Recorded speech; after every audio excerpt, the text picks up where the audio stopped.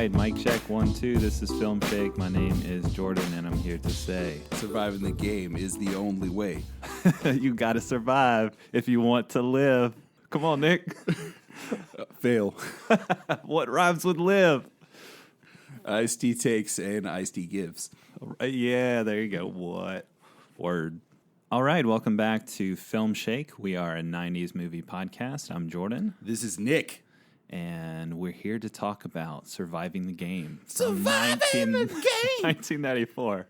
I don't know why every time since this movie has come out, and I only watched it for the first time for this podcast, every time I've seen the title, I hear it in a hair metal voice. I don't know why. Every time. Can you do that in an Ice-T voice? No. Or while you're drinking iced tea? I could maybe do it with Busey's character in this movie. All right, let's hear it. I know everything about you. Surviving the game. I know more about you than you think. I killed a dog with my bare hands. He did kill a dog with his bare hands. But before we get to that, you were supposed to watch this Renny Harlin movie for this episode because you lost at trivia. And unfortunately, I learned a very important detail.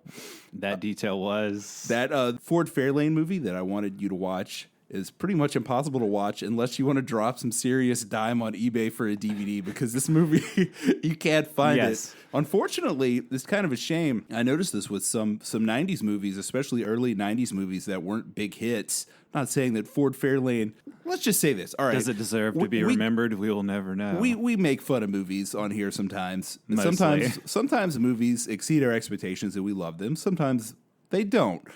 But I feel like movies need to be preserved. Yeah. Whether they're good, whether they're awful, people put a lot of work into these things. Right. They need to be archived in some way. Exactly. So that we can enjoy them or make fun of them or both, which is often what we do here. Because generally it's a crew of thousands and someone did a good job somewhere. Someone poured their heart into it. So I was really bummed to find that this movie wasn't something that you could watch. So we went with the next best thing that you could get your hands on. I did find it on YouTube, but it had like sparkly background. It was like a frame within a frame. I was like, okay, I'm not watching 2 it's hours. Like a postage stamp-sized video. Exactly, with like glittering stars that's around it for some reason. That's not the true Ford Fairlane experience, no, right? That's there. not how Renny Harlin intended it. Or maybe he did. Maybe he's the one that uploaded it to YouTube in 2004 or whatever. That is pretty extreme. Yeah. Finland. But yeah, so instead of watching that movie, you forced me to watch Born American, which was Renny Harlin's debut as a director. That's when he blew up on the scene. Blew up on the scene in Finland in 1986. So this is, I feel like to describe my reaction to this movie, all I will have to do is describe the plot of this movie, which is totally insane. So 3 Americans in 1986 Finland. I'm guessing this is set in current day when it was made. They're Americans. They visit Finland, and they're right on the border with Russia. And so you have a typical 80s teenage crew here. That you have like the clown, macho guy. You have the drunken macho guy, and then you have the nerd. He's designated nerd because he looks at tour maps and wears glasses. I'm not so good with the ladies. Yeah, exactly. You described his character in a T. So, for some unknown reason, they journey into the Arctic Circle, cross over into Russia because they think it would be fun during Cold War Russia, American relations. They're holding lots of guns and they have lots for the movie. So. Yeah, well, they only actually have one gun when they enter into Russia, but they do have a giant bow and arrow, which they use to great effect later when they're fighting the Russians. But so they venture into Russia. They realize, oh no, this was a bad idea. We can't get out now because there's guards everywhere guarding the place. So if they have to venture deeper into Russia and stow away in a truck until they're in like a remote Russian village, where then they're blamed for the rape and murder of a random girl that was actually raped and killed by the local priest that we get in flashback, like real quick. And so then they take out the whole village. Wait, The three teenage boys somehow kill every single person in this village. Wait, were the villagers a threat, like trying to kill them, or was this just an innocent village that they just actually took this out on? The Russians row them over to the funeral of the little girl and then point guns at them, and they're about to kill them at the funeral. So then Nerd Boy shows up with the bow and arrow because he got, I'm not good with girls, but I'm good with bows and arrows, you guys. Anyway. Get down. So he shoots the priest in the heart at the funeral. It kills him. The other two teenage boys face off with the other Russians and just take them out with like their ARs, that they have absconded from these Russian villagers. Then the Russian army shows up and they kill all the Russian army and get away somehow. Holy cow. And this is only in the first 10 minutes of this movie. Are you kidding? No. Is this well shot or is it just like really cheaply done? No, it looks like a cheap straight-to-TV movie from the 80s. Like the aspect ratio is even like a TV aspect ratio. It's like 4:3. Right, it's 4:3 the whole Gotcha. time. And actually, the main actor in this is Chuck Norris's son, Mike Norris. Oh, Mike Norris! Apparently, they... I love how you're just like, oh, that dude, I'm so excited. Apparently, they wanted Chuck for this, but he backed out. Like, the film got delayed, so they had to get his son. But I'm not sure how they would have actually fit Chuck into this film. It's like it starts off as like European vacation, teenage boys goofing around in Finland. Then it moves into creepy rape murder of this girl in this remote village. Some tonal changes. Then they get captured by the KGB, and one of the guys is nipple tortured with electroshock therapy. Ooh. Then one of the three guys. One of the three Americans. But not the nerd? The nerd has been shot in the leg, and he's dying the whole movie. I'm dying. He basically does nothing after he's shot. And he kicked this whole thing off with his bow and arrow. Exactly. Don't start something if you're not going to finish it. Really, it was the Mike Norris clown guy it was his idea to go into Russia in the first place. Wait, he's a clown, like from The Chase? No, he's not an actual clown. He's just a goofball character. That would have been some great synergy here. But we had a Charlie Sheen-esque character, right, who's also a clown. Yes, more clowns from the 90s. No, then they're thrown into a Russian gulag prison, and it gets really dark from there, where they're forced to play in a game of... A priest has raped and murdered someone already, but it gets really dark. It gets really dark after that. So then the nerd boy's dying in prison. Mitch, who's like the macho boozer guy who was nipple tortured, he's thrown into this human chess game where if you lose, you die. This is like in the basement of the prison. And then somehow Mike Norris meets a different Russian girl than from before, because the one that helped him out in the village died in prison too. And so he meets a different Russian girl and falls in love with her, and they have like a romance. Nice. And then that's how I met my wife. Right. Sort of. in a Russian gulag. Yeah, so this is a nuts movie, but somehow it's still not as bad as Cutthroat Island. You got to be kidding me. No, it's not. It's not as terrible as it sounds. There's actually some interesting moments. There's a lot of cringeworthy moments, obviously. Just the plot is super ridiculous. But the dialogue is not terrible. There's some interesting, I thought this was just going to be a, full red-blooded American, we're going to go take out those Ruskies kind of deal, especially when they, do take out all the Ruskies in the village. Then it moves into some interesting political territory where, the Americans are just going to leave these boys for dead because they're not really worth anything to them. But the Russians think that they're, some sort of secret ops group or whatever. And, with the skills that they've apparently displayed, I would think that. Right, exactly. And it doesn't really help you root for the boys either, because, they're just stupid and they're doing all these terrible things. At one point, they, grab this girl and force her into this barn so they can ask her some questions, but it almost looks like they're about to rape her. One of the characters, there's this mysterious admiral. He's a mysterious, soldier of fortune. Oh, I thought you were going to say sorcerer, which was really going to put this in a special league. He kind of has, a mystical nature to him, but, he helps out Mike Norris and gets him out of the prison. It was a Rasputin? No, he was no. All right, fine. But anyway, it's just so wacky. I don't know. But he does have some moments where he's talking about, how the CIA, the KGB, they're all the same. American governments just fight these petty wars to prove their power. So it had like a moment of like interesting political commentary there. Interesting. But then there's like 5 scenes with bazookas and things blowing up like at multiple angles, of course. So this is where Renny Harlin got his start with like the explosion fest that he gets into for Cut Third Island. See, all I knew when I assigned this to you, or reassigned this, I should say, was that it was the most expensive film made in Finland at the time, that it was banned in Finland. Yes. And that it was his first feature, but now I wish I would have watched it too. Right, I'm going to have to watch it anyway, I think. Right, you should. It's an interesting trip back to '86, but yeah, it was banned in Finland, and the Russians apparently didn't like a lot of the negative portrayals. In A lot movie. of the all. Don't show the Russian gulag. Don't show the prison. Don't show the human chess game, because I'm sure that was actually happening. Or our raping and murdering priest either, right? Yeah, that too. Or the fact that we're highly susceptible to nerd attacks. Oh. Hey, you know what? Snap. There's no nerds in Surviving the Game.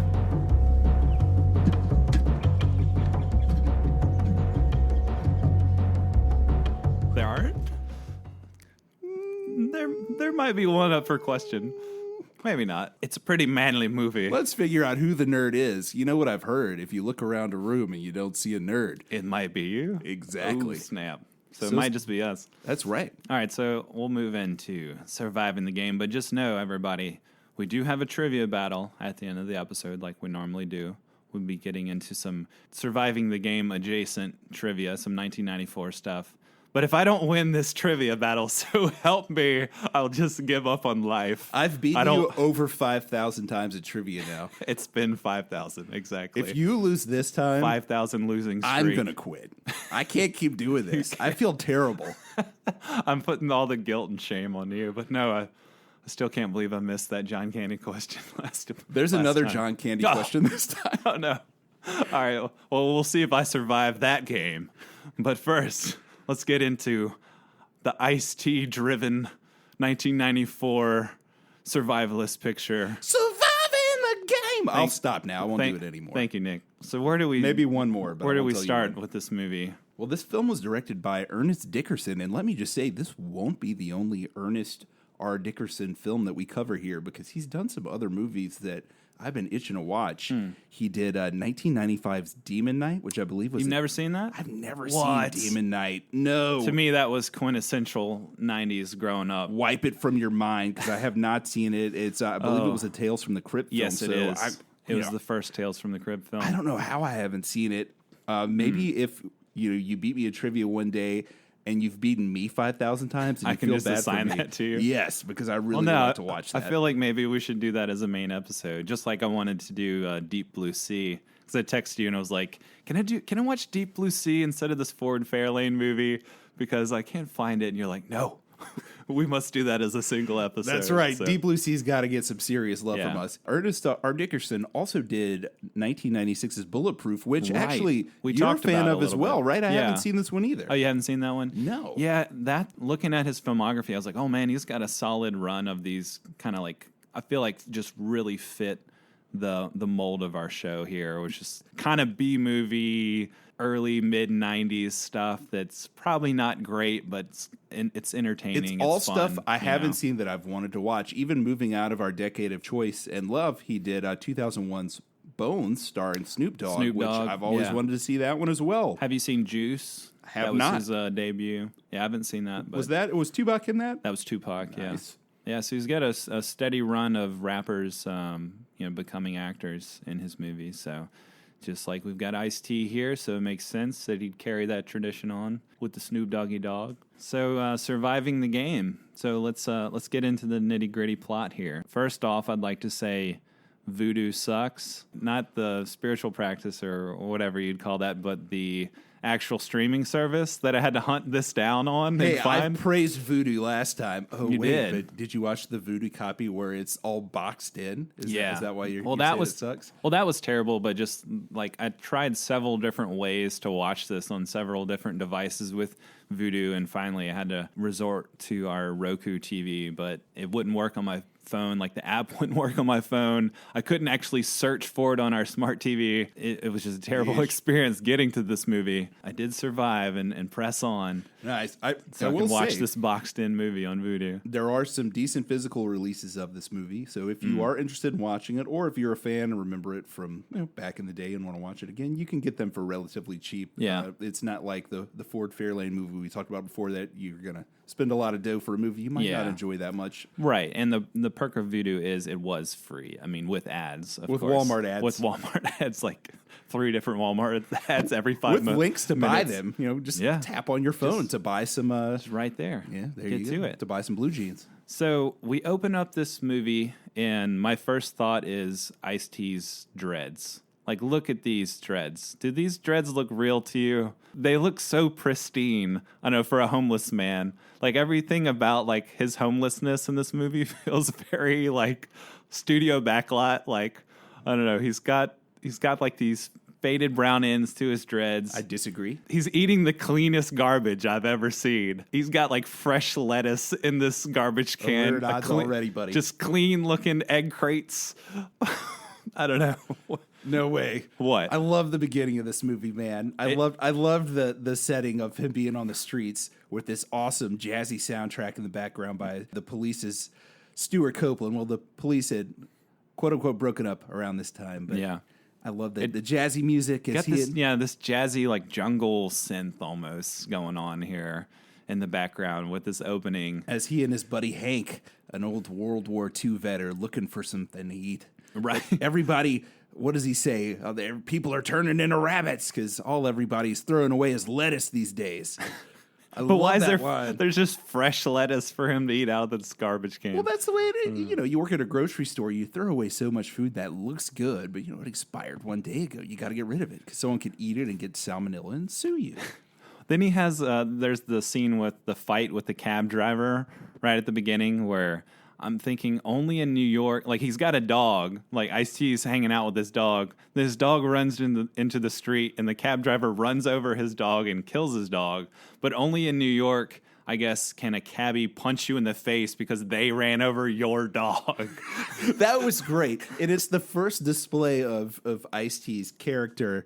He's not really a guy that loves violence because he just takes the punch. He doesn't really try to fight back. Right. By the way, his character's name is Jack Mason. Yes. And he just takes the punch. And meanwhile, we're cutting back and forth between him chasing after his dog, trying to stop it from getting hit with a car with some type of mysterious hunt far away in the woods. It's cut between that mysterious hunt in the woods and cutting back and forth between that.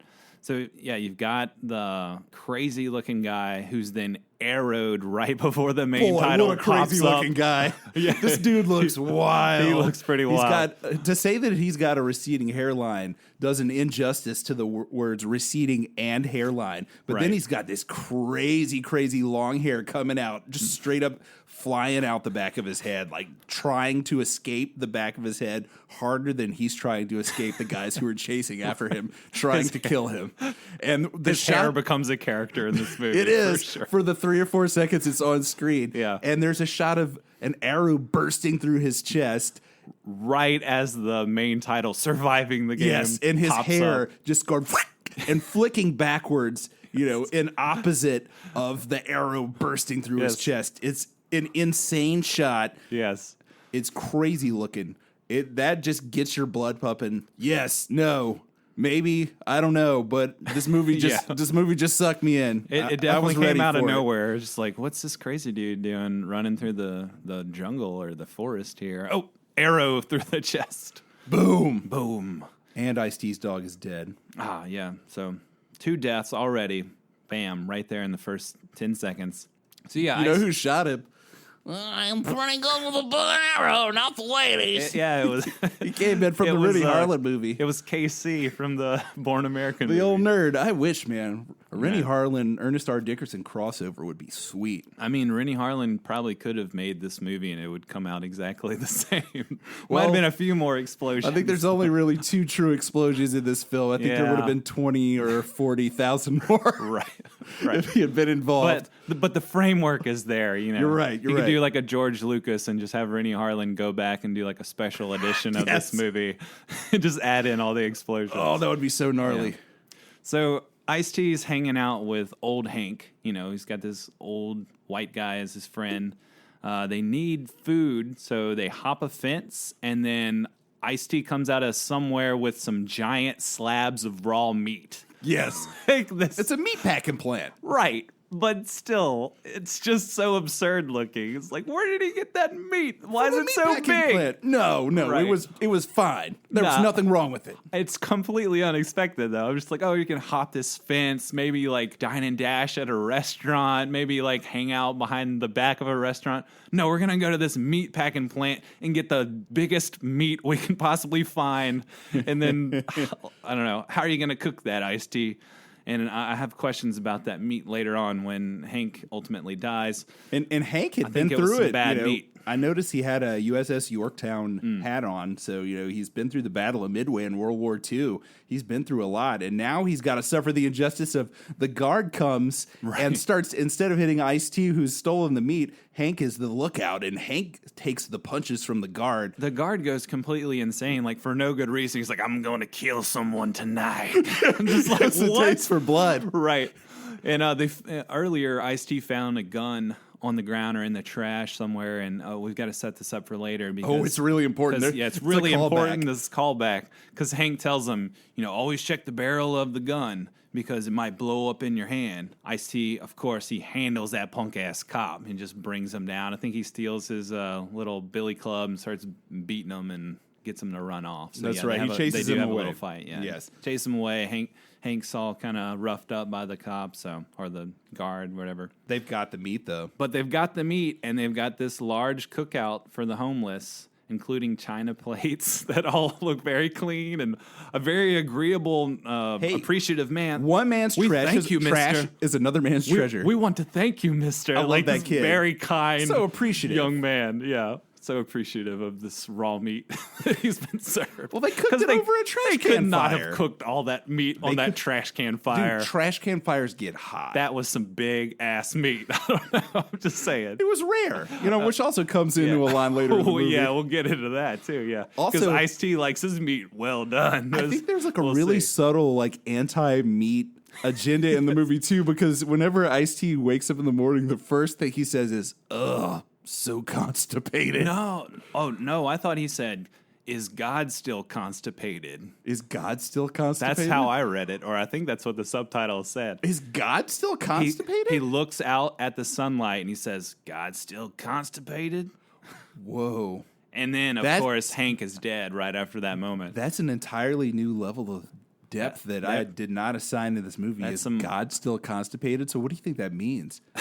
I think it's just his general woe of the world and his outlook. Wait, he's just a they're in depressed Seattle, man. right? Supposedly, And it's not raining. Yeah. So maybe that's why he said it. Oh, because maybe it's so. not raining. It's not raining.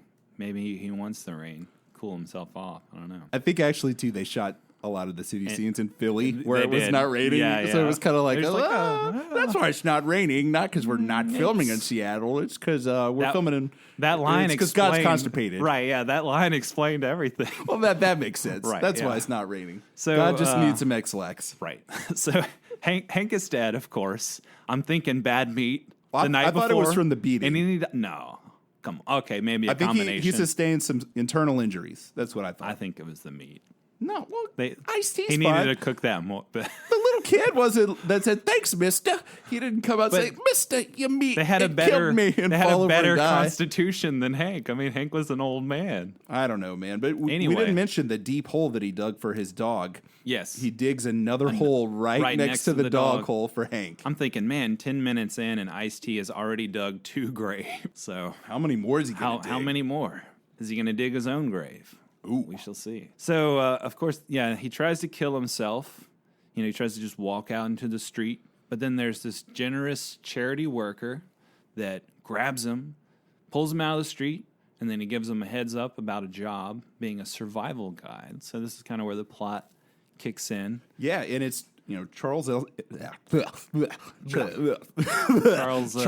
S. Not Charles Vomit Dutton. Charles S. Dutton. So when I saw him, I thought, yeah, all right, here we go. Yeah, we got some good actors up in this movie. What else was he in? Remind me. Charles S. Dutton, man, he's won multiple Emmys. He was in The Piano Lesson. He was in, here's what I know him best from. Alien 3, he was great in that, even though Alien 3, any cut of that movie, one cut's supposed to be better than the other. I've been disappointed by all of them, but Rudy, love him in Rudy. Right. That's probably the movie that I have the most affection for Charles S. Dutton in. I ended that with a preposition. I'm sorry. Come get me, grammar Nazis. But Charles S. Dutton was great in that as well. He was in A Time to Kill as well. And then if you move out of the greatest decade ever and go into the 2000s, which was obviously not as good of a decade, he was in Gothica. Okay. All right. Well, yeah, he gets this tip about this job being a survival guide. So he goes to see Rutger Hauer, who's this wealthy businessman. He's going to set him up as the survival guide. But first, he makes him run on a treadmill to prove his endurance. And then, he's just like, I'll give you $20 if you can, last, 20 minutes or something on this treadmill. Yeah, because he's seen him smoking all these cigarettes. So he's thinking maybe you're not that fit. Yeah, but he proves him wrong. What does he tell him? For $20, I'll run to Alaska. Right. Great line from Ice-T. Then, so he uses the $20. He goes, gets himself put up in a hotel. I don't know. This is just like the weirdest part of this movie, this kind of slow beginning where, we talked about Tremors, where it's kind of this slow, steady setup with, introducing the characters. But so much of the beginning of this movie just feels so random and out of place. Like, we get this moment where he gets in the hotel and he's taking a bath. I loved it. He takes a bath and we've got diverging opinions here. He cuts his dreads. He's drinking some wine. I love that he turns on the radio, and we get like the soft rock that's not very good and it's really lame, and then he flips the channel to the awesome jazz music, and then it's like, and then he goes and takes the bath, trims the dreads. It's just so chill. I love the pace of the early movie. I guess it's just set up so much as this action-packed surviving the game movie that I'm like, this is some odd tones we have here early on that's so chill. Yeah. Let me tell you, I looked at it. Okay, so the runtime for this movie is 1 hour and 36 minutes. Mm-hmm. The hunt for Ice-T, for he is the game. Right. It starts exactly 36 minutes into the film. Okay. So we get a full hour, including the end credits of the hunt, and the first 36 minutes are the setup. I don't know. To me, that's a long setup for this kind of movie, but hey, it's, 1994. They can do what they want, and apparently it didn't get great reviews, so oh well. Aww. But yeah, so they move into Hell's Canyon, where he's flown in on this plane to this remote cabin. They're out in the woods, and we have all the players introduced at this point. Did we talk about Rutger Hauer, who's the businessman that interviews him? Right. So immediately you see Rutger Hauer, and it's like, wow, so we got Charles S. Dutton, Rutger Hauer. Ice-T is kind of new to acting at this point. Right. But still, there's like a feeling of weight as far as the actors have gone so far. And then we get even more weight. Right. You get F. Murray Abraham. That's right. Gary Busey, who's questionable, but, still. Think about it like this, though. He's Oscar nominee Gary Busey. Really? For that Big Bopper movie that he did, he was Oscar nominated. Oh, okay. I forgot for the Buddy Holly movie. So he got an Oscar nomination for that. We've also got John C. McGinley, which we've got a Point Break reunion here of McGinley and Busey. Yeah. We've got, multiple Emmy winner Charles S. Dutton, Oscar winner F. Murray Abraham, which for me, he's always Salieri from Amadeus, which I have a hard time because he's so wormy and unlikable in that movie, and Mozart is so likable. I have a hard time seeing him as anyone else, but he's such a good actor. Amadeus is almost a 40-year-old movie. I'm finally getting to where I can see him as someone else. Yeah, he was definitely Amadeus came out before this, right? That's right, 1984. 84. So yeah, he's definitely riding his Academy Award win there. He gets more screen time than Gary Busey, which I feel like was a mistake. But well, the credits, you kind of get a feel that maybe Busey won't be in this as much as everyone else, even though he's on the poster, because everyone else is starring, and then you get to Busey and it's with Gary Busey. Yeah, but and I think it was actually the either the writer or the director who said later that they wished that they had given Gary Busey more of a part and cut back on Abraham. I think they actually went back and said that, which I totally agree. Yeah. I think I'm Abraham should have been the one that died first, and we got more Busey. Yeah, because he's there. He's Derek Sr., but he's also there with Derek Jr. Yeah. Derek Jr. doesn't know what kind of hunt this is going to be. Yeah, he's the only one not in on the game. That's right. So we get a nice dinner, a lovely dinner. We got a nice hog prepared where the dinner's served and the hog's head is on the table for everyone to look at. Right. Ice-T's here. He doesn't really quite get what this job is going to be, just that he's going to help on a hunt. Oh, yeah. And we've got all these guys who are sitting around who seem to know each other really well. And it feels like they're just trying to go as over the top as possible. Like, to me, it's just like the actors are trying to one-up each other here with the ridiculousness. You know, just McGinley looks, again, constipated. He looks is out of his damn mind. He is so uncomfortable. He just looks like out-crazies Busey. He does, in the end, he does out-crazy Busey. I think that was his goal. It was like, how can I out-crazy Gary Busey in this? Because to me, Gary Busey is just... You know, he tells that whole story about killing the dog with his bare hands. I have to say that's probably just a personal memory from Busey. He's like, this actually happened to me. Let me just tell this on set. It's like one of his sitting around the set stories, and then you just, oh, hey, put that in the movie. Tell that story about the dog, Tell Gary. that story, Gary. That's just Busey. They're all sitting around the table, and it's a little awkward. Busey and our old pal it's Ice-T. super awkward. It's really awkward. They have a sort of confrontation where Ice-T is a little prickly, to say the least, as well he should be. He's been flown out here with all these strangers. There's a lot of innuendo here that they're going to hunt him the next day. Yeah. It's not that he doesn't know what's going to happen, but if you're kind of suspecting it, they're really hitting that nail hard, which I enjoyed. I like how over the top that was. It was very over the top. They were definitely hitting that nail over the head with Busey telling him, you know, look into the boar's beady eyes so you can be devouring his soul as you eat him and stuff like that. It's just like, yeah, a lot of innuendo there pointing to he's going to be the game. That's right. And Ice-T looks at the scar on Busey's face and says, tell me how you got that scar. And we get this awesome story, horrifying story. Let me first say, the best detail about this story is that it's just a throwaway detail. Busey's character mentioned he had a pet turkey. Did you catch that? No. I used to run around with my pet turkey. Yeah. The rest of the story is so nuts that you forget about the pet turkey. What is it? Remind us of the story. Who gets to tell the story? You tell the story. I feel like we have to fight to the death. I don't remember the details other than like Busey's like crazed face. Here's just the deal. staring into the camera. Busey's character's dad buys him a bulldog. Busey names the bulldog. This is little boy Busey, little 12-year-old boy Busey. Story. He names True story. He names the bulldog Prince Henry Stout. Prince Henry Stout. Busey's dad instructs him to throw fireworks at the dog constantly. While the dog's chained up to a tree or something. That's right. Yeah. And the dog is afraid of the fireworks until finally it gets angry and attacks a dummy that they've set up near the dog. Eventually, Busey's dad takes him on a hunting trip with the dog, and he brings some fireworks along. Busey's father takes Busey's gun away from him and takes his gun and puts it down, unchains the dog, throws fireworks behind the dog, tells Busey, hey, you're going to fight the dog to the death, go. The dog jumps Busey, and they fight to the death. And there we were, just me and him, me and Prince Henry Stout. And he had his jaws on my face, and I was close to death. How did he kill the dog? I think he just snapped his neck. I got the impression they just rolled around until they fell off an incline, and he just happened to land on Prince Henry Stout and snap his neck, and that was the end of it. It would have been better. With my bare hands, I twisted his neck around until it faced backwards. That's right. And by the way, Busey's character's name is Doc Hawkins. He's a CIA psychologist. Right. He's the psychologist.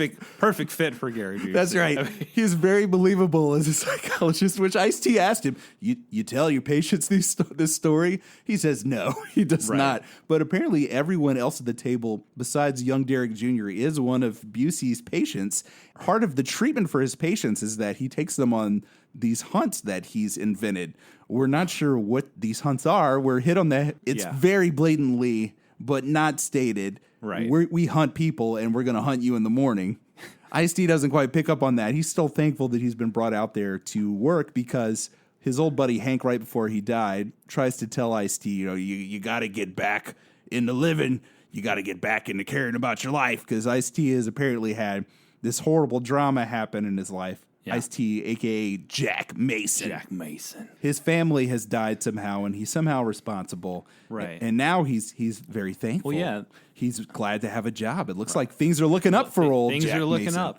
But at one point they ask him, what happened to your wife and kids? Ice-T doesn't want to disclose too much. He just says, I killed them. And McGintley apparently had just lost a daughter, and this is why he looks constipated, I guess, and he's just freaking out in every moment. It's not expressly said, but you're just like, why does he look so uncomfortable? And I don't know, he's wearing like a lumberjack shirt, but glasses and like these tight pants. And so when Ice-T says that, he just goes off the handle. He's like, oh, you piece of crap, you worthless piece of crap. You're mine tomorrow. You're mine. Right. Does he actually say that? He does. What else could that mean? He has to Right. go outside because he's about to give up the whole game. Yeah. And Put him outside. it's great. It's almost like when Busey decked him in Point Break. It just broke his psyche, and Yeah. this is who he's become now at this point.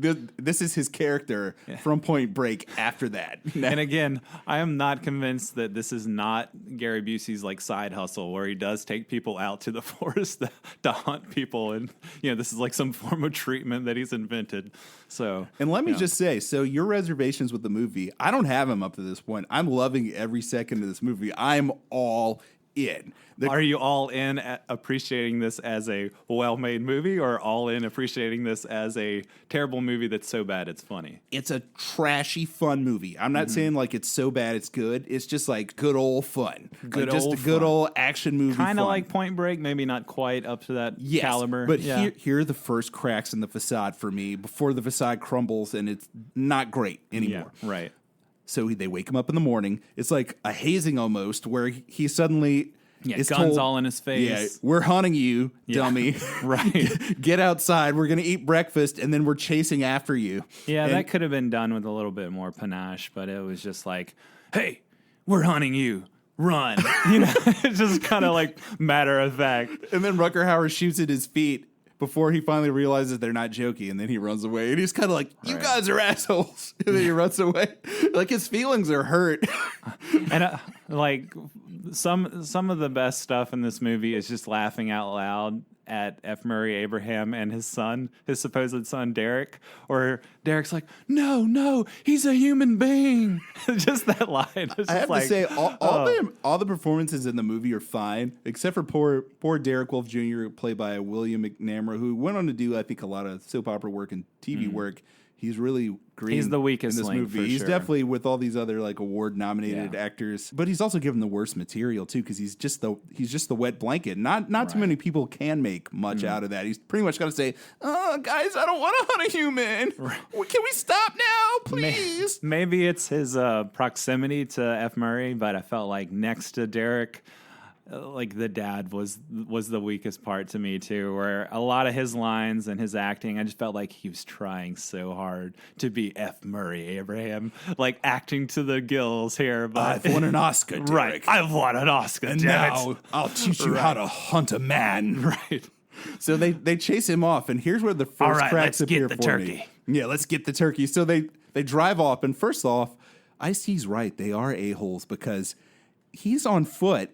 They're on ATVs. Yeah. So they're huge jerks already. They don't even have the guts to chase him on foot. And he doesn't have a gun. They have giant rifles, full bore weapons. How are they not going to catch him and kill him? But for no reason, Busey's got blood all over the left side of his head. So I went back and watched it a dozen times. He never sustains an injury at any point up to that in the movie. It's I thought probably Gary Busey just rubbing like the boar's blood on his face or something, getting ready for the hunt. I don't know. I think he's got a gash on the side of his head, though. It just like there was some scene that they cut and they Right. forgot to. They're like, "Oh, we already filmed him with all the blood. We can't do nothing about it." Right. Hopefully, It's more blood, whatever. Hopefully, Film Shake don't notice in 26 years.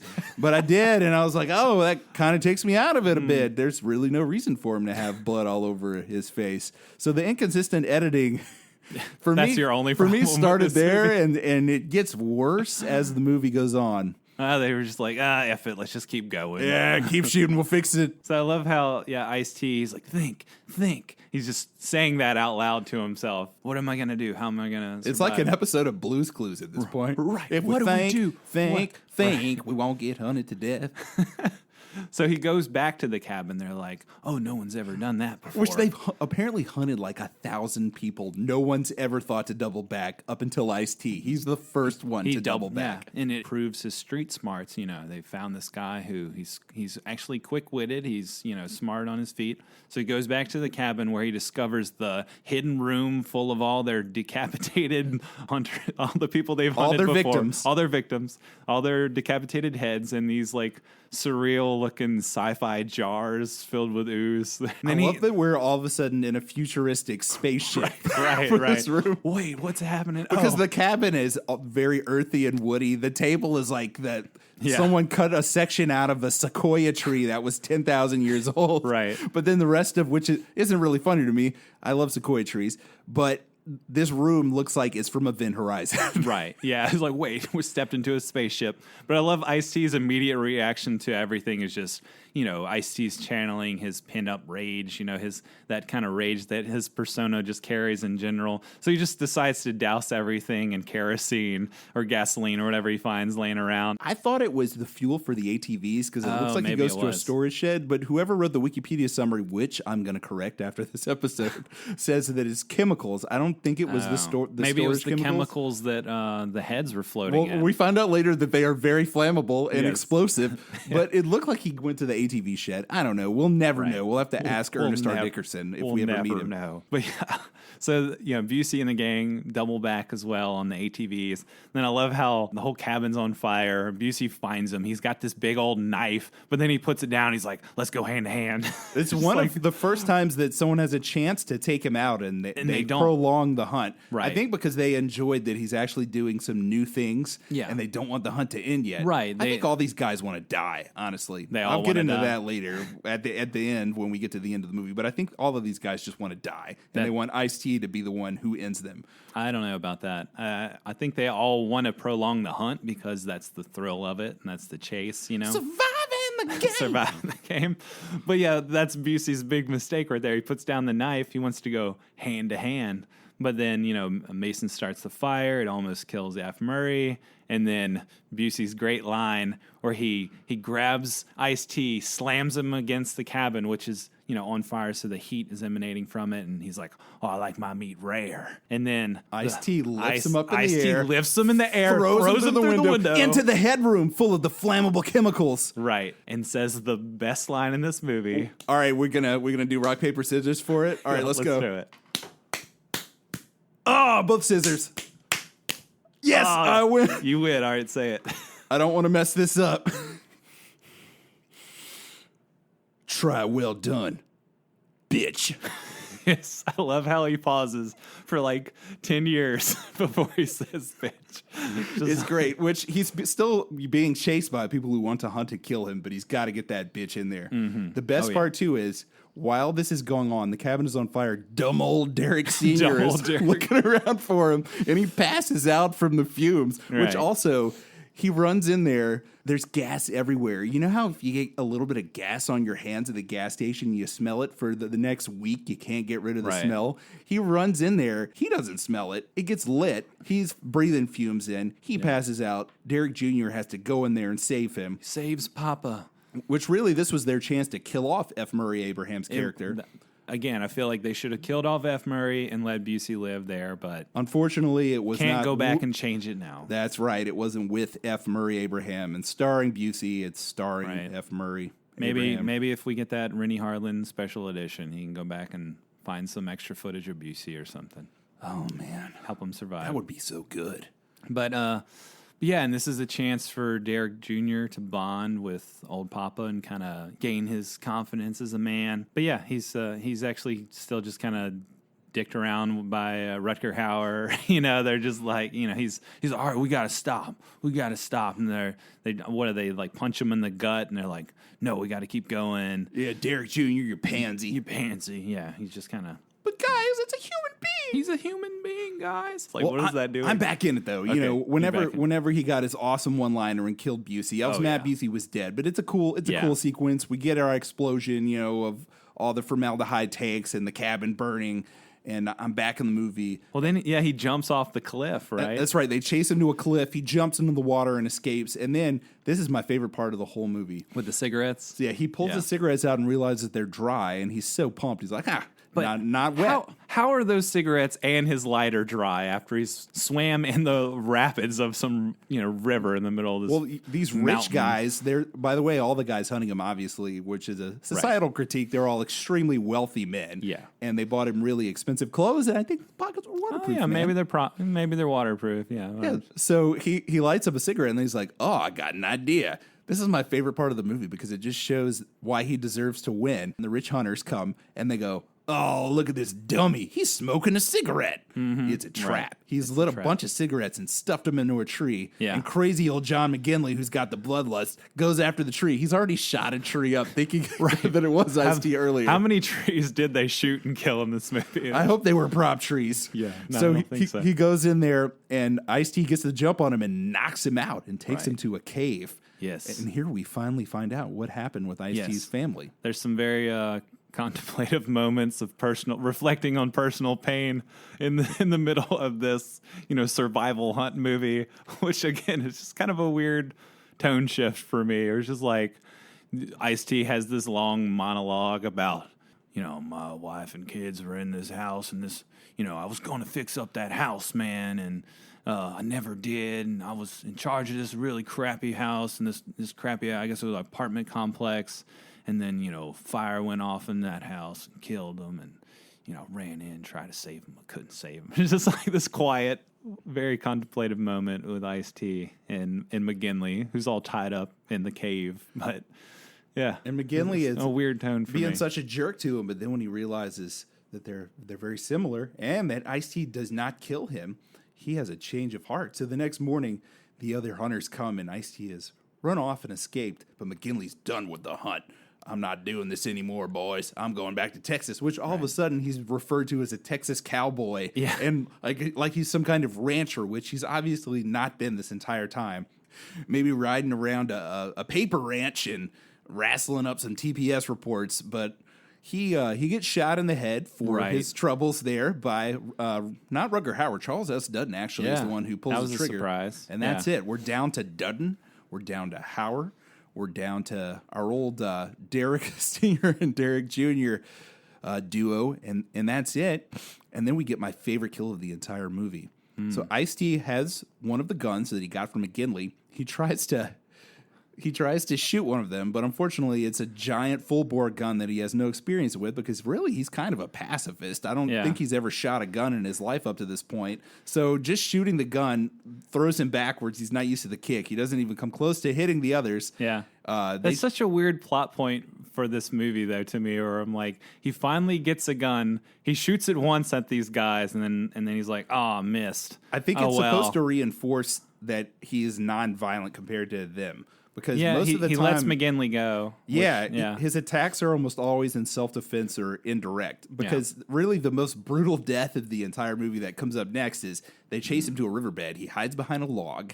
He does some really quick thinking whenever they jump into the water thinking that he's swum across to the other side. He runs to one of their ATVs. He pulls the fuses off and he jams them in the gas tank. Then he runs and steals the other ATV, takes off. The others try to give chase. But it's Charles S. Dutton's ATV, so when he starts it and the sparks fly, they go straight into the gas tank and they blow him straight to hell. Right, blow off his legs. I love how his legs are blowed off. He's just kind of laid back on the ground, dying. He's like, "Oh, next time I'm gonna need to bring more boar, and need to bring more boar." And Rutger Hauer's like, he gives him like a mercy kill. He holds up his his index finger and his pointer finger and like sticks them into the, under his chin, like into his throat which I don't know if that's how you're supposed to Rutger choke people Hauer out. is such kill a them. zen actor, no matter who he's playing.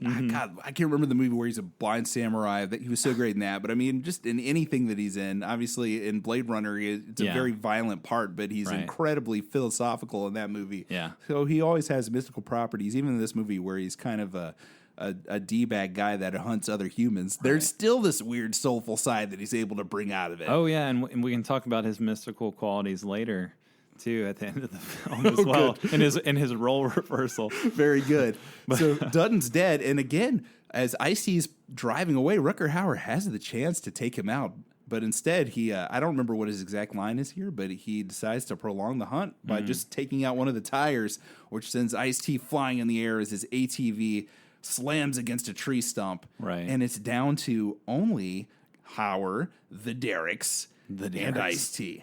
And this is where the movie goes off the rails for me, because we get this scene where Ice-T decides, well, I can't use the gun for direct violence, but I can shoot this giant tree down with it, which will then fall over a canyon, which will make a bridge. I won't go over the bridge. I'm going to hide over here and get some big rocks so that when everyone else goes across, I'll throw the rocks at them and make them fall. So here's where the movie plummets off a cliff for me. Well, let me say real quick before all that, we get Derek Jr. talking to Dad, F. Murray Abraham. Oh, good, because this plays into it. Go ahead. Where he says, Dad, if we get through this, I'll help you find Mason. Maybe even kill him. Yeah, right. But yeah, maybe kill him. But know one thing, I'll never forget this because I'm not like you, Dad. I'm not like you, Daddy. I'm not like I might help you kill this man, but I'm not like you. But I'm not like you. Like, how are you not like him then? If you're going to help him kill the homeless man, tell me that, Derek. Because really, this is Derek's chance to. He could have shot his dad and Rutger Hauer both in the back and then just left and let Ice-T But he's not live. like them. That's what they might do. He'll shoot Ice-T instead. Yeah. Well, and then I just wanted to say about the trap too is I love how every single trap or every way that Ice-T survives in this game is that he tricks them in thinking that he's gone on ahead, and then he stays back. And then he surprises them, and then he gets away, and he just does that over and over again, like 3 or 4 different times in the movie. That's because he's a master at surviving the game. But they're obviously not master hunters because they fall for it. Everyone else they hunted had to have been so dumb and so out of. That's like why they the hairline gave him guy. That's why they gave him such a rigorous treadmill test. Right, because everyone else was so bad. These other guys like couldn't run on the treadmill. They just fell down, and we shot him after 5 minutes, except for weird hair guy. But all he could do was run. Yeah, His they were hair was using faster what than he happened to was. the arrows? They were using arrows on that guy. I guess they wanted to change it up a little bit. For this crossbows got old. Yeah. So we get the scene of the bridge, the tree bridge. So Ice-T starts throwing the rocks. This is some of the worst editing I've seen in a major motion picture. Yeah. So he starts throwing the rocks. Rutger Hauer is crossed. He's on the other side. All of the rocks hit him. Derek Jr. is halfway across. Derek Sr. hasn't started going across. Derek Sr., he just sucks. He said, I'm proud of you, son. You're doing great, son. He's trying to encourage his son, which he's just the worst. It's like the worst encouragement. If he was your dad and he was encouraging you at a sporting event, you would slam the basketball on the ground and point at him in the stands and tell him to shut up. That's how annoying he is. It's the stereotypical dad like approval too. It's like, proud of you, son. Yeah. Good job. Keep going, Derek. Keep going. The kind that means nothing. Not the kind where if your dad gives you a compliment and you're like, wow, remember that forever. This is like, I want to kill you, Dad. Which, he's just told them I'm not like you. So it was good setup for you to say that. Yeah. But here's the deal. So these rocks are flying at them. None of them hit Derek Jr. Derek Jr., in the shot where we see the rocks flying, is clean on the middle of the bridge, upright. Immediate cut of him dangling by a thread. Yeah. Then a cut of him falling down, saying, Daddy, no! Plummeting to his death. The editing there was so clumsy and so bad. I don't know if they didn't have the shots they needed and they didn't have time to go back and get them. I don't know what happened there, but it's awful. There's no logical visual evidence of him losing grip, getting hit by rocks, having any reason to fall. It's bad. It's worse. It's Mystery Science Theater 3000 bad. Which up to this point, any other little issues with the movie, which for me were little issues, I was fine with it. I was like, whatever, that is cool. I'm enjoying this movie so much, I don't care. But at that point, I was like, oh man, that was rough. That was really loud. Coupled with that are how he yells, ah, and then F. Murray Abraham moaning, oh, it's just so hilariously over the top and ridiculous. Yeah, I literally Oscar laughed out winner loud. F. Murray Abraham really took one for the team there. He took it, man. I laughed out loud really hard right there. And from then on, pretty much everything in the movie is terrible. I don't have a lot of good things to say about, because there's only about 15 minutes left at this point. But everything else is bad. And I love how it doesn't even stop. Like, we have those contemplative moments before where we're kind of reflecting on this personal pain. And, you would think maybe they might stop for reflection on the death of his son here. Because weirdly enough, you think we would get a lot of scenes with Ice-T and like what he's going to do to survive out there. It cuts and stays on the hunters a lot more than it does on Ice-T. Like, was that your experience too? Where I was surprised at how much we got character-wise with the hunters. Yeah, I agree with you. That was kind of strange. And not the ones that you want to have the time with, because like you said, Busey is really... He gets the biggest scene and the most development early on in the film, to where you feel like you get this guy. He's just nuts. His dad screwed him up from the beginning, and he's crazy. And then he's dead. And he's getting a lot. He's getting true, pure enjoyment from the hunt. When they're on the ATVs, he's Busey whooping and hollering the whole time. Woo! Yeah! He's like out of his gourd. Every 10 feet, he lets a whoop out. So... He's the one you really wanted to have spent time with, and they kill him off so early. And Rutger Hauer and Charles S. Dutton, they've both just got this zen-like calm the whole time, which is fine. I think it fits why the hunt is supposed to be having that effect. Busey said it was supposed to be therapeutic, and you can see it having that effect on them. It really is, in a sick way, helping calm their anxieties and their bleeding. For me, I'll just keep saying, hey, I ran a marathon last month. Hey, but for me, running gets out all, my anger and anxiety and, whatever else has been bothering me for the week, I get it out running. Unfortunately for these guys, they can only do that by murdering another human being, but you can see it happening for them. Chasing this guy is really chilling them out. Yeah, so maybe they have a point here. Maybe you should try that. Maybe so. But for F. Murray Abraham and young Derek Jr., William McNamara, for the two of them, it's just stressing them out, and they're not getting any pleasure from it, and we get the most time with them. Yeah, I don't get it. I want to see people enjoying hunting Ice-T. I wanted to see more Ice-T. I don't know. For me, the movie lost me just because the editing becomes so clumsy, and it stays clumsy at this point. And really, this is where we get the cliche of the hunter does become the hunter. We cut away from Ice-T. He runs away. Right. The two of them are fighting.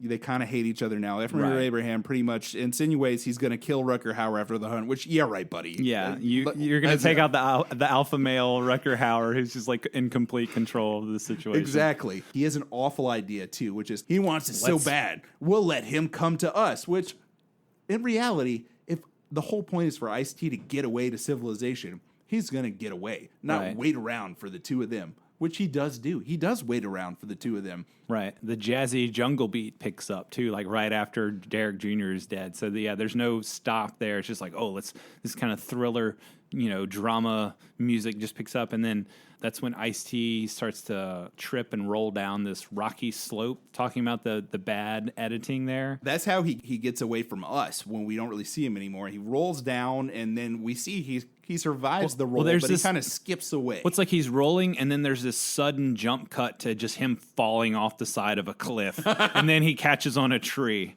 And it just the editing just doesn't match. We also forgot to mention he got shot too. Rutger Hauer shoots him as he's running. Well, not as he's running away. While he's throwing the rocks, he gets hit in the shoulder pretty badly. I mean, these are huge guns shooting huge bullets. Yeah. So he's shot. He's fallen off a cliff. But now he's hunting them. Right. And so they're gonna wait around for him. Yeah, which again makes no sense. And then we get an awful scene where it's shot almost completely in the dark. You can't see what's going on. Get that blue filter going on. That's right. F. Murray Abraham just makes an ass out of himself. Oh, yeah. He's hilarious. He's like, in this moment. Come on, Mason, I don't have a gun. He's trying so hard to act in this. Then he shoots his gun. Oh, yeah, he's like, he just unloads his clip. I know you're out there. Take a look. I don't have a gun. And then immediately starts shooting at random in the dark. He unloads his clip. Then he's out of bullets. And here's what... Oh, yeah, and he gets mad at the gun. He's like, it's a piece of crap. Like, why are you out of bullets? Because you shot your gun 100 times. Here's what you don't do whenever hearing is the only sense that's really important in a combat situation. don't loudly exclaim that you're out of bullets Right. to your foe. He because throws down the gun and says, I don't need this effing gun.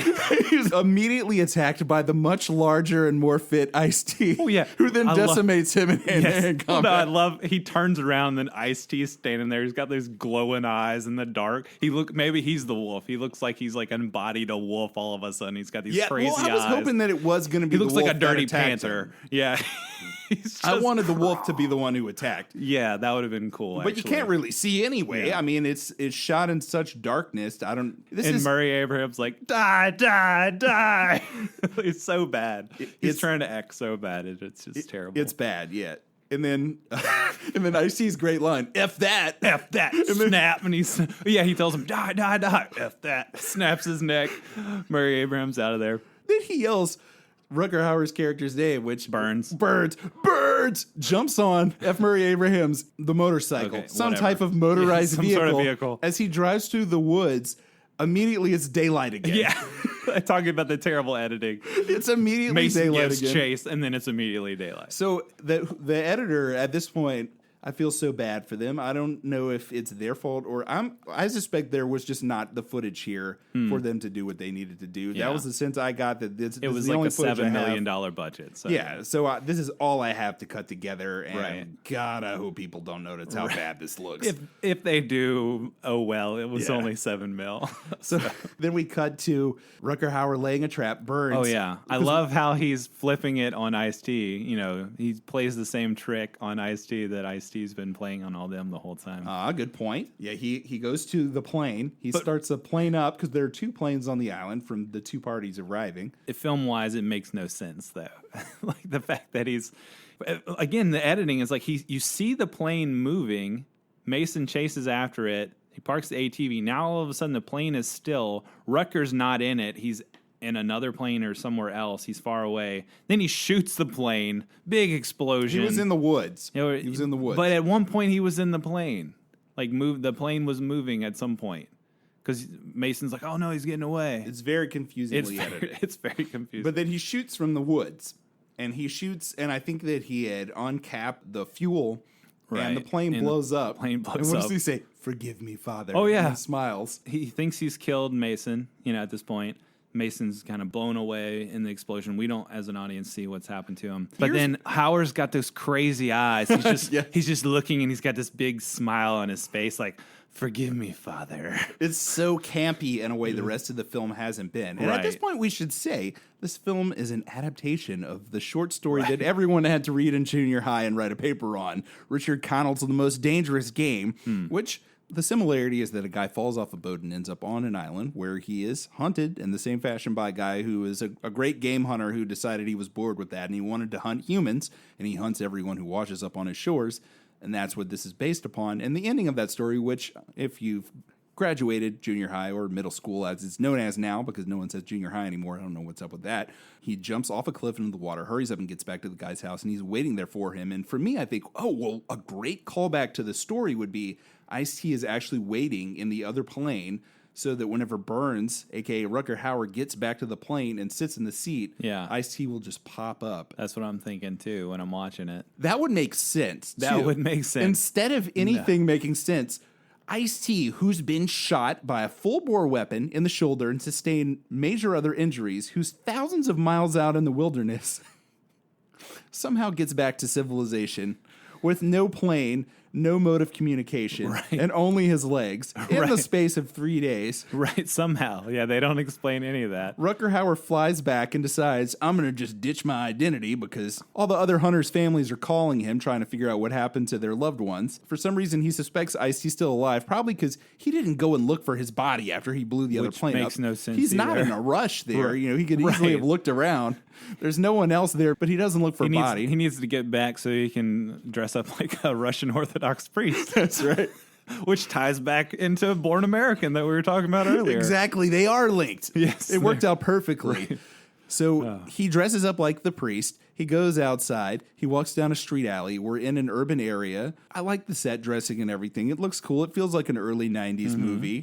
We're getting good early 90s vibes. And as I said, I've dug the Stuart Copeland soundtrack the entire time, and I'm still digging it. Guess who's waiting in the alley? Guess who made it back there in 3 days' time? Mason. Mason made it back. I don't know how. He's shot. He's wounded. He didn't have a plane. He didn't have a method of communication. He made it back through thousands of wilderness in 3 days with all those injuries and no survival training with no problem. Real quick to jump back into the Russian priest thing. So I'm also thinking that he had that "Forgive me, Father" line, and then the writers were like, "Oh, you know what we could do with that? Have him dress up like a priest." There's the connection. That's why he says that crazy line. That makes complete sense. In his mind, he's already inhabited the character of the Russian Orthodox priest. So at that moment, maybe he's smiling. The priest. Right. Maybe he's smiling to himself, knowing I'm going to get away and dress up like a priest, and that line will make sense because I spoke it to myself out here in the wilderness. I spoke it into creation. Right.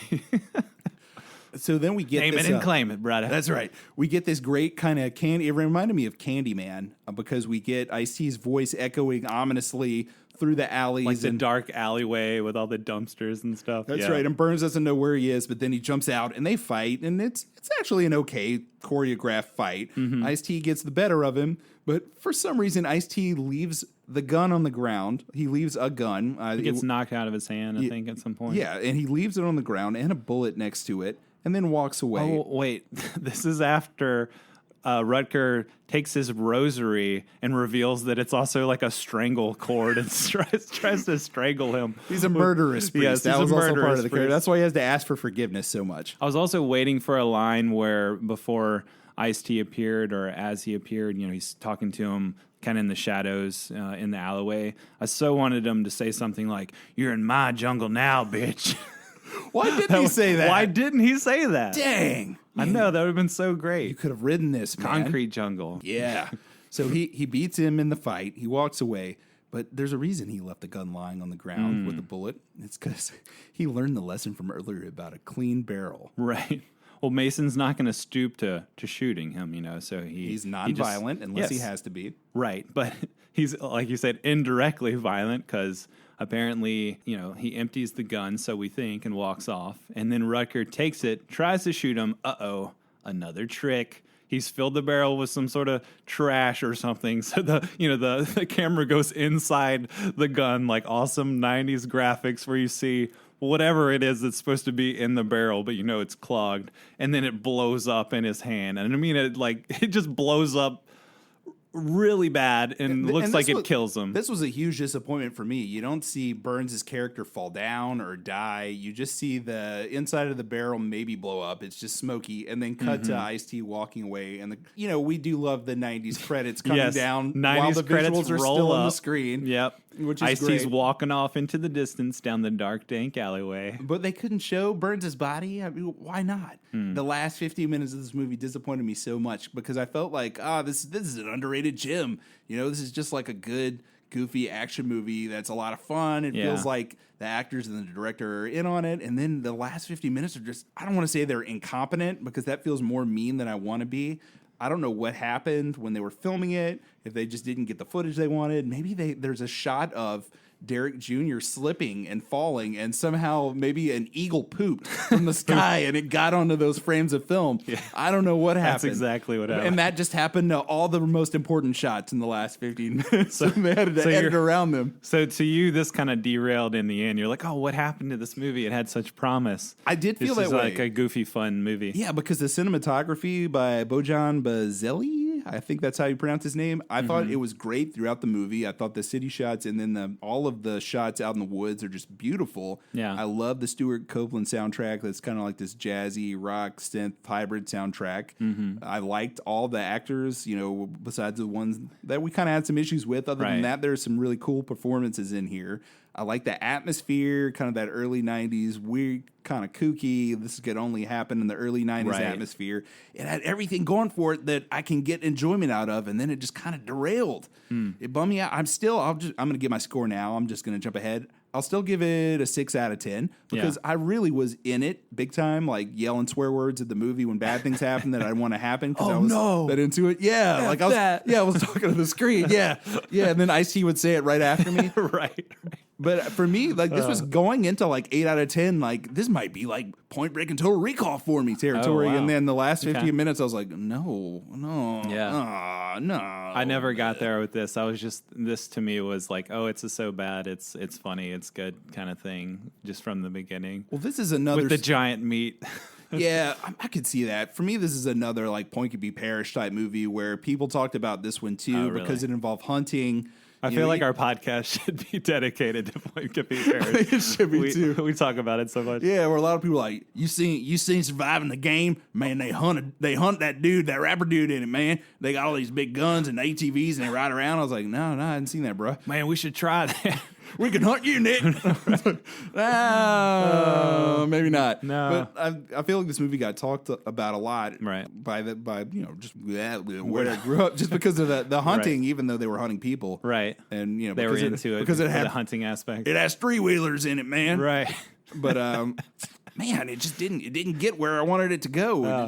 The end is just so clumsy. I love. I shared with you the link. I think it was from The Ringer that pointed me to this movie. I had never seen it before, but they talked about Busey and how he's trying so hard in this film. Speaking of the performances and how he had to believe that he was going to get an Oscar nomination for this, and sadly he didn't.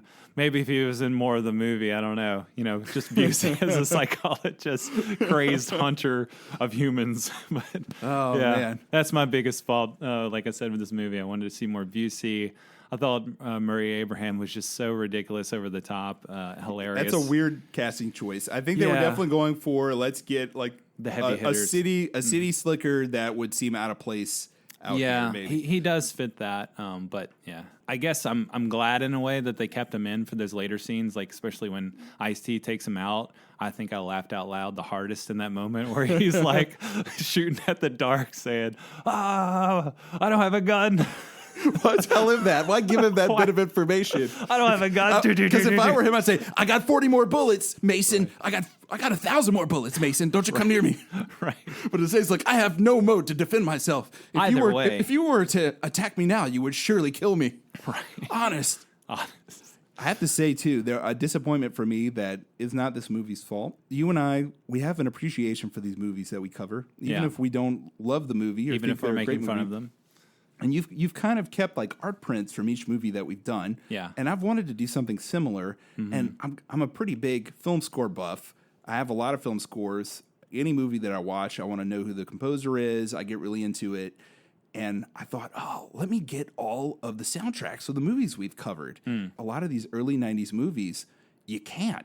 The Point Break score, not just the butt rock soundtrack, which even itself is obviously out of print. Yeah. The Mark Isham score, there was like a La La Land release where there were maybe 2,000 copies. You can get that for a very exorbitant price used on eBay. That's it. Thankfully, the composer put the music online. Okay. But I mean, even like something like The Chase, where you don't really think about the scored soundtrack, but there is actually one by a guy named Richard Gibbs, and he put that up on his website. But man, I really dug the soundtrack for this movie, and it was never released. Aww. And fortunately for Stuart Copeland, he was the drummer for probably the best-selling rock band in history of modern times, The Police. Right. They sold a bajillion records, but he also did all these film compositions for 80s and 90s movies that didn't have releases, and I mean, he's just got so much other stuff to worry about. I'm sure he's not thinking like, I got to get that Surviving the Game soundtrack out there. That's on the top of his list. I tweeted him like maybe somehow he'll see this. You did tweet him? I want this soundtrack. That would be cool. Unfortunately, it was a cool soundtrack. Yeah, unfortunately, I don't think my dream of getting the soundtracks for all these movies is going to happen because they don't have soundtracks. I'm going to have to go rogue and make them myself. Right. Yeah, looking back on all these 90s movies and, like we said, not being able to access Ford Fairlane,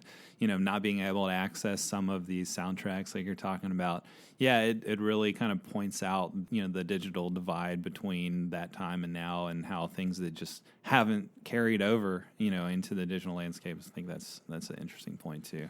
Yeah. So, you know what? We're getting too academic here. We need to move on to some trivia. When you say carry over, I'm thinking, are you going to carry over your losing streak, or is this when you finally win? Wow. Well, if you lose this time, I'm going to cry. But we do need to have a movie connection time here before we move on to the trivia. We're going to connect Surviving the Game with our previous film, Cutthroat Island. So we do this each time. What's the link between these different films? So we find different random stuff.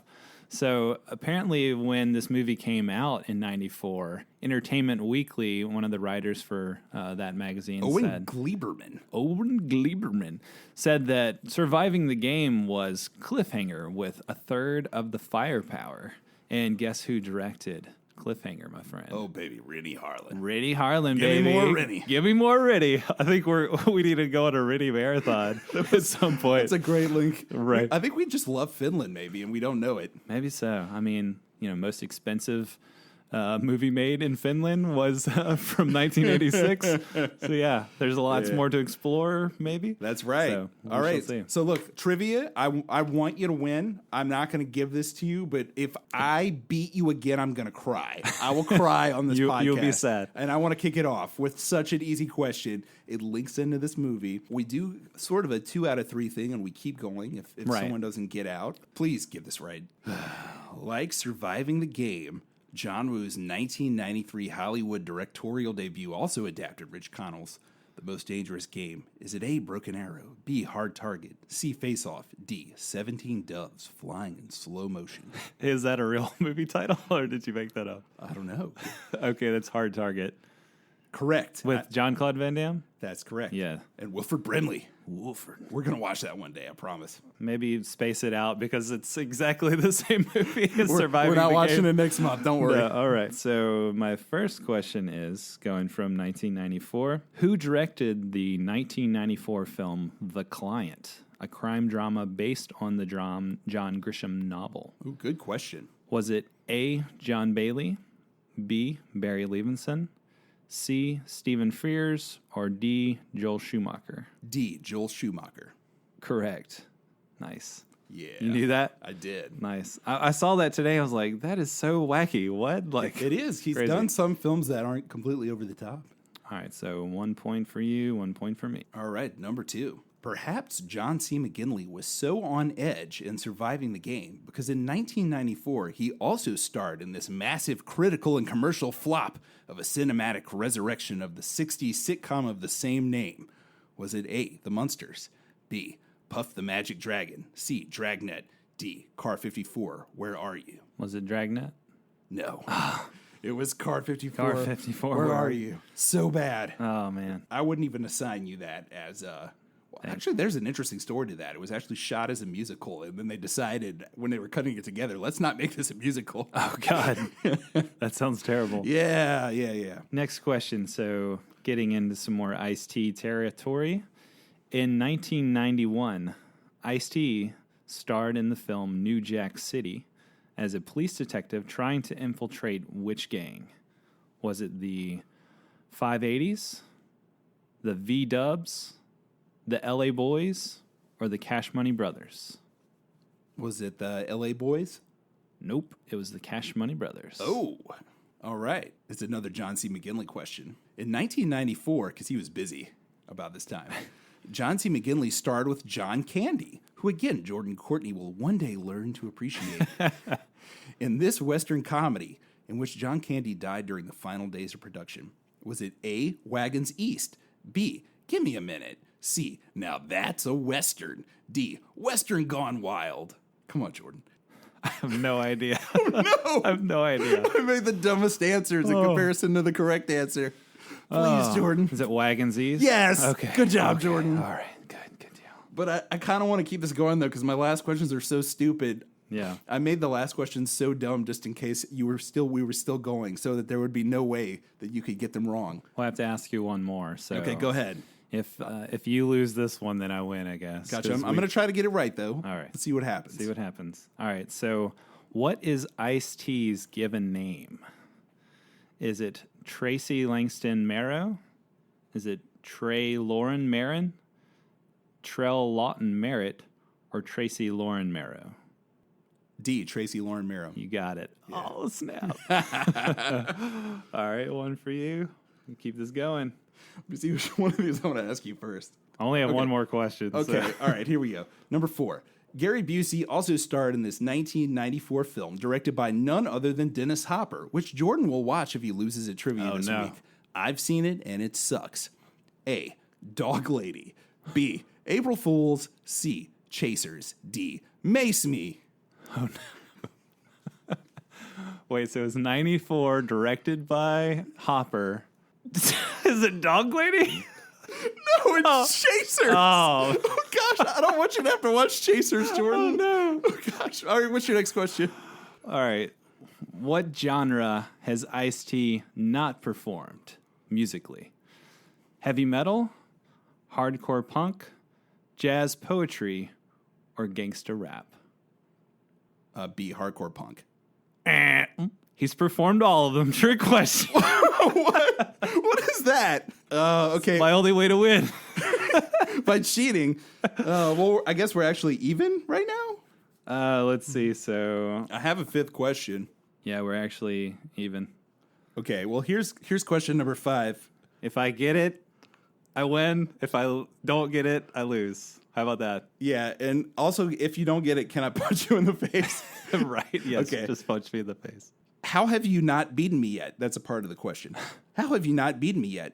Rutger Hauer and F. Murray Abraham both starred in this 1994 biopic about the famed prognosticator. Was it A, Peter Pan, B, Pinocchio? Sorry, I'm just really proud of option C. C, Donk Cephas. It's All right. Doc Cephas.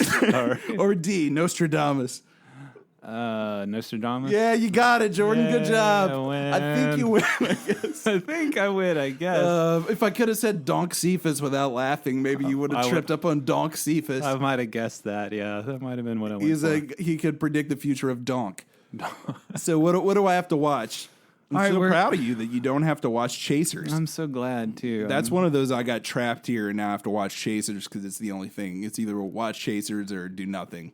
Oh, Should I man. make you watch Chasers? I wish I would have done nothing. Should I throw it back on you and make you watch Chasers? Oh, please don't. Why? What was the option? Actually, we're going to go with the Velocipaster, the movie I mentioned last time. Sounds like a plan. Sounds like a plan. I'll watch it, too. I've got it checked out from the library. That's fair enough, since you didn't really technically beat me without cheating. Without cheating. I mean, you could have. I mean, if you knew your Ice-T trivia, you could have said, wait a minute, he's performed all those musical genres. I thought he did perform them all, so I just didn't think you'd stoop that low. Sorry. It's okay, because Velocipaster is going to pair perfectly with the next movie. We've kind of only dipped our toes into, well, not dipped our toes, we've dove deep into the early 90s movie pool, and we haven't really gone into the late 90s, but now I'm ready. You ready for the late 90s? This was the first movie that I thought of after Point Break, but I wasn't brave enough to go to late 90s yet. Yeah. But I just felt really empowered by surviving the game. Yes. Really strengthened. And you've survived. That's right. That's the feeling you get after watching the movie. Surviving the game. There it is. So, Wild Wild West. Oh, no. 1999. That's a punishment. I mean, I didn't lose trivia, Nick. You can't punish me with that. Wild Wild West made $222.1 million. And that is what's wrong with the world. Barry Sonnenfeld, the director of Rain Man. Did he direct Rain Man? I think he did. No, he didn't. Who directed Rain Man? I don't know. We'll cut that. We'll cut that post. Put it He did direct Men in Black. Oh, he did. No, Rain Man was, what's his face? Barry Levinson. There you go. Barry He was Levinson one of my directed options. Rain Man. Yeah. But Barry Sonnenfeld's Wild Wild West. Oh, boy.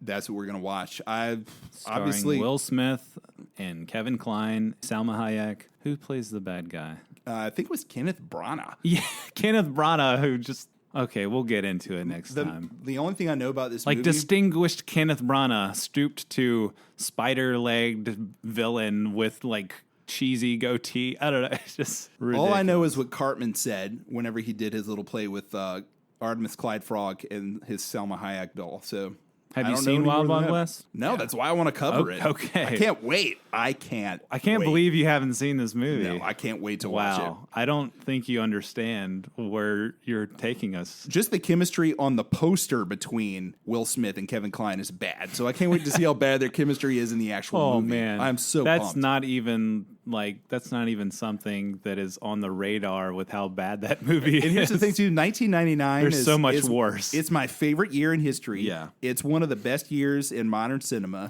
if not the best. Agreed. But it also produced Wild Wild West. Which you have no idea how bad it is. Yes. We're going to get into So that next time, Velocipaster and Wild Wild West. That's going to be great. Yeah. Grade A Please stick film around. shake.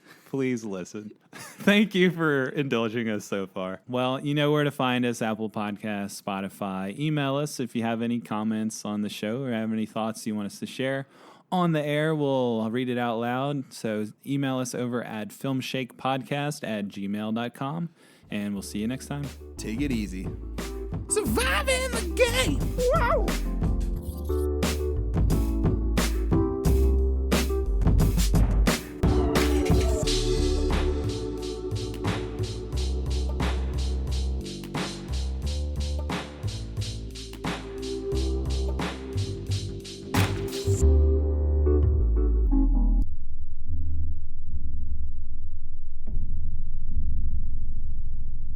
And then I ripped his throat out with my bare hands and then ate it. Oh, by the way, I'm a psychologist.